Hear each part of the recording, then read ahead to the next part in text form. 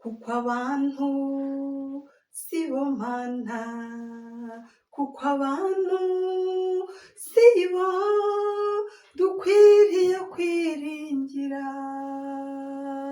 kandi tuzi neza yuko Imana ariyo nkuru.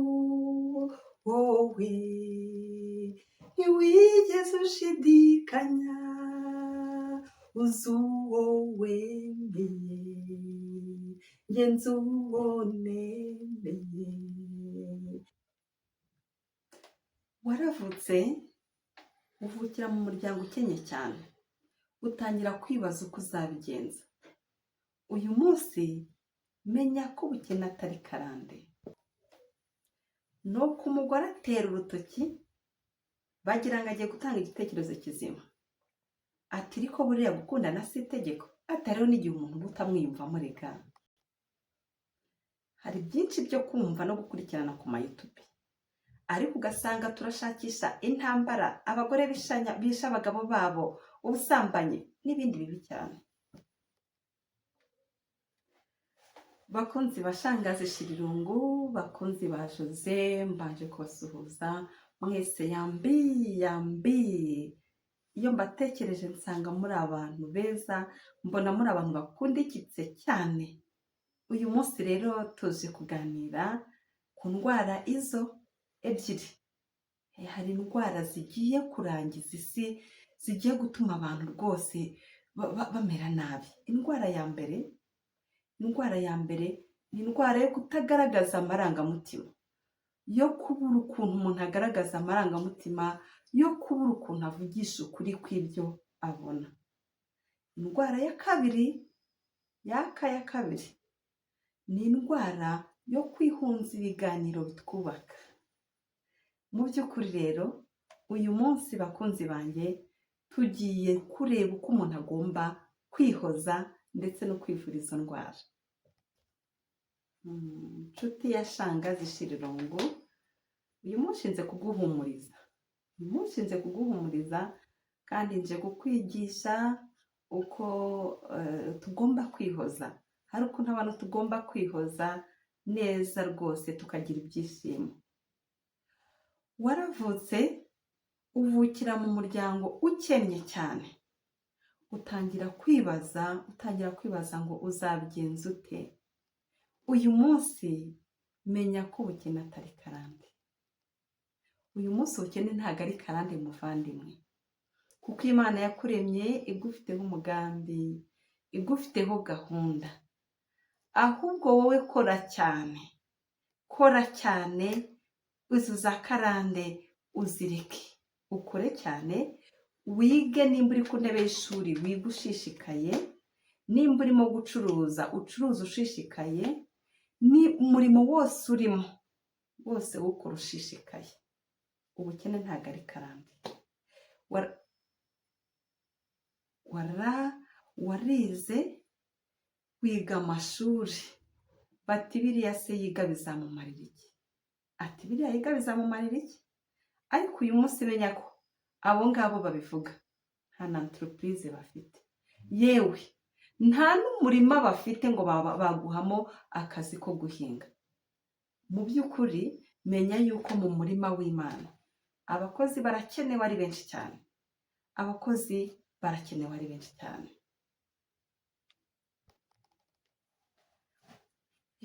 Waravutse ukora bakubwira ati uri umukobwa mubi, uri umukobwa mubi, ntuzabona umugabo. Burya rero ubwiza bw'umukobwa bushobora gutuma abona umugabo, ariko ubwenge bwe nibwo bumuha igihe azamara ku mugabo. Abo rero bari kukubwira ngo ntuzabona umugabo, babwire ko atari bo barema abagabo.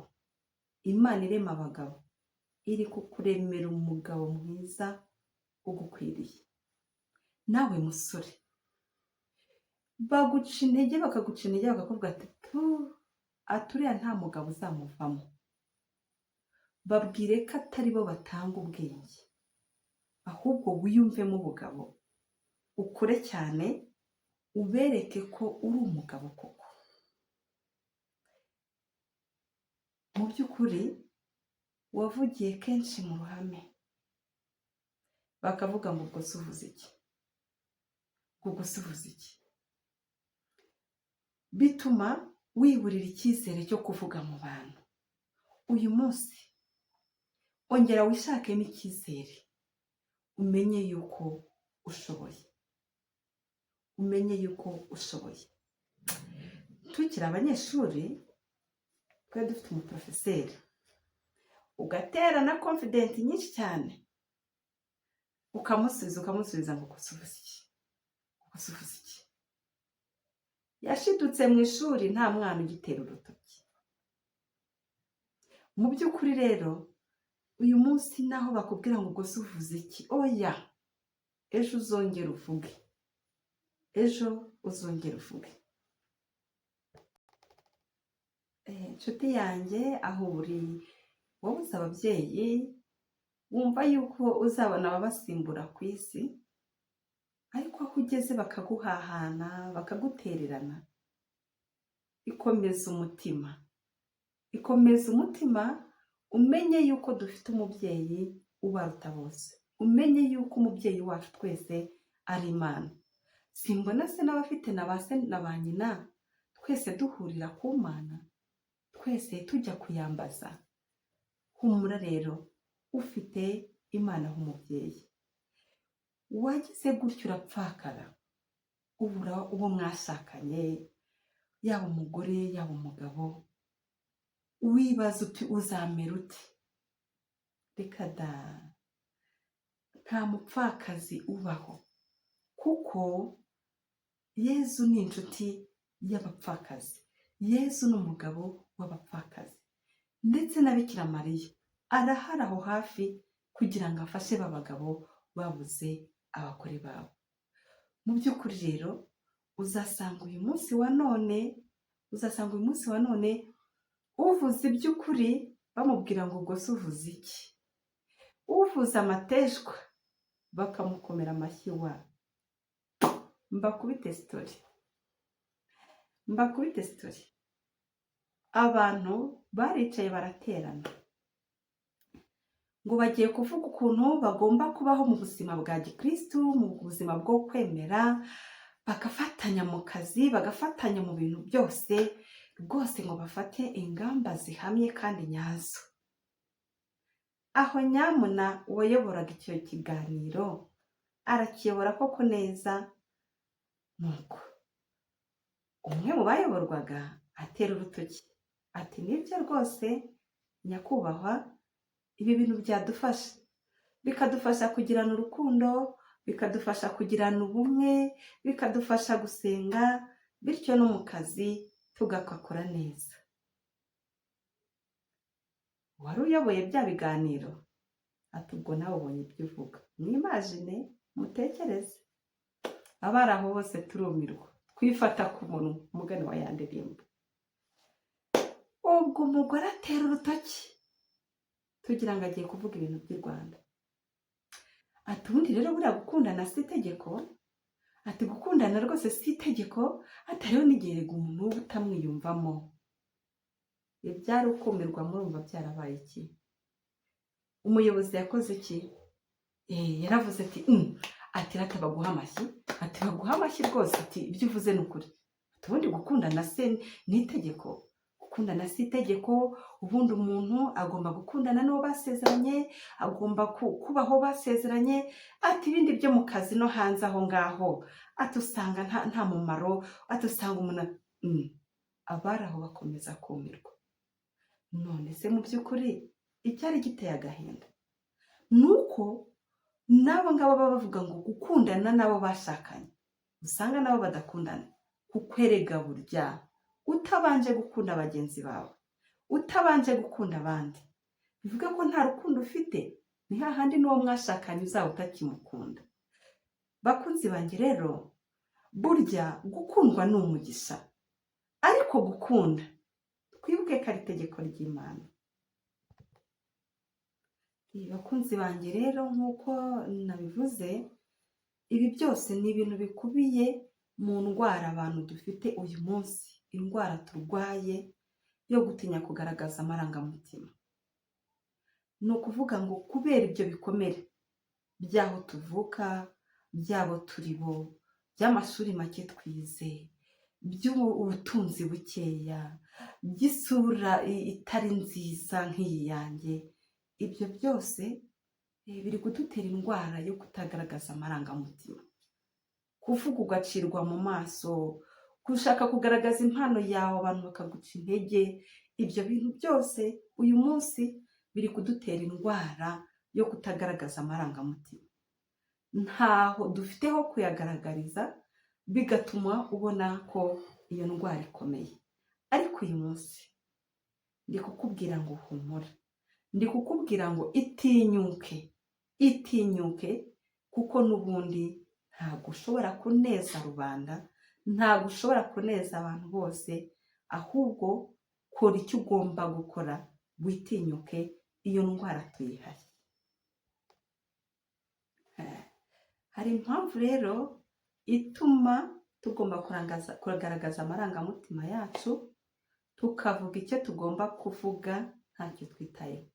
Kuko burya mu bantu tubwira nabo ni batatu. Muri abo batatu rero, inshuti yawe ikumva utagombye gusarara, umwanzi wawe yumva uvuze ubusa, undi wa gatatu ni wa wundi utamenya ko hari icyo wavuze bitagize n'icyo bigize gute bibwiye. Mu by'ukuri rero kora icyo ugomba gukora. Usanga rero ahantu haba hari ibiganiro bitandukanye bishobora kudufasha, bishobora kutwubaka, ariko akenshi ugasanga tugiye kuri ibiganiro by'intambara, abasambanyi, abagore bishe abagabo babo n'ibindi bibi byinshi. Iyo ni indwara ya kabiri uyu munsi igiye kumara abantu. Kwihunza ibiganiro byiza byubaka, kwihunza ibiganiro biruhura umutima. Mu by'ukuri yaba ari kuri channel, yaba ari kuri YouTube, yaba ari ku mateleviziyo, yaba ari ku maradiyo, hanyura ibiganiro byiza. Hari ahantu banyuzaho ijambo ry'Imana, hari abanyuzaho ibiganiro byiza byubaka, ariko uyu munsi wa none ntabwo mufite umwanya wo kubikurikira, ntabwo dufite umwanya wo kubikurikira. Ugasanga urashakisha mu matitire ngo ya byacitse byacitse bijyahe. Ese ibyacitse ugiye kubidoda? Ibyo byacitse ugiye kubidoda cyangwa se ugiye kwiga? Urareba iby'intambara kugira ngo ube umusirikare?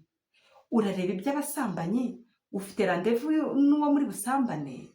Urareba iby'abagabo bishe abagabo babo n'abagore ufite gahunda yo kuzica umugabo wawe? Urabikuramo iki?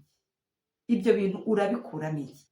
Nyamara padiri yahinyujijeho ijambo ry'Imana, wagiye kuritega amatwi wumva birakurambiye, urabikupa, uravuga uti reka ndebe ahangaha byanditse, usomye ugejejemo hagati urabirika. Kandi mu by'ukuri kuri message yawe hatambutseho message, kuri telefone yawe hatambutseho message zirenga 1000 zivuga ngo kanaka na kanaka batukanye, ugahamagara isaha yose urimo uvuga ngo babagore n'aba ngo babagabo n'aba ngo ibintu byacitse aha n'aha. Nyamara umwanya wo kugira ngo ufungure ijambo ry'Imana cyangwa se ukurikira uri kuvuga ijambo ry'Imana ukawubura pe, ukawubura. Uretse n'ibyo, ukicarana n'umuntu n'inshuti yawe muri kuganira, ye baba we, muraganira iby'abagabo babi, muraganira iby'abagore b'amagambo, muraganira inkuru wumvise zitari bukubake, ziri kugusenya gusa. Nyamara za nshuti zawe mwakagombye kuganira ibyiza, wapi, nta mwanya uri kuziha. Wirirwa muri ibyo ngibyo rero, ukirirwa muri ibyo by'inkuru zitaguhumuriza umutima, inkuru zitakubaka, wageza n'injoro ukabura ibitotsi, ntusinzire. Mu by'ukuri rero hari ibiganiro byacu byagiye bitambuka byiza cyane, byiza cyane. Hari ikiganiro kitubwira ko umuntu ashobora kurwazwa n'uwamuroze. Ukarwazwa n'uwakuroze. Burya uwakuroze hari ukuntu abona ugiye kuzanzamuka akongeramo akaside. Twige rero kugira inshuti nziza. Twige kugira inshuti nziza. Twige kuba mu biganiro byiza, bitwubaka, biduhumuriza, bidushyiramo imbaraga, biduha n'icyizere, maze ibyo bindi tubisezerere. Bakunzi banjye rero, nkomeje kubashimira cyane, nkomeje kubakunda, nk'uko mbivuze mbashishikariza kureba ibiganiro bya Shangazi Shilirungu byatambutse, bishobora kugira icyo bidufasha, maze tukabaho mu buzima twishimye. Kandi nanone uyu munsi twige kwihumuriza, twige kwibwira amagambo meza, twige kumenya ko dufite agaciro, kandi twige no kugira inshuti nziza. Murakoze rero, mugire ibihe byiza. Ibiganiro byinshi birahari ku bwanyu. Murakoze cyane.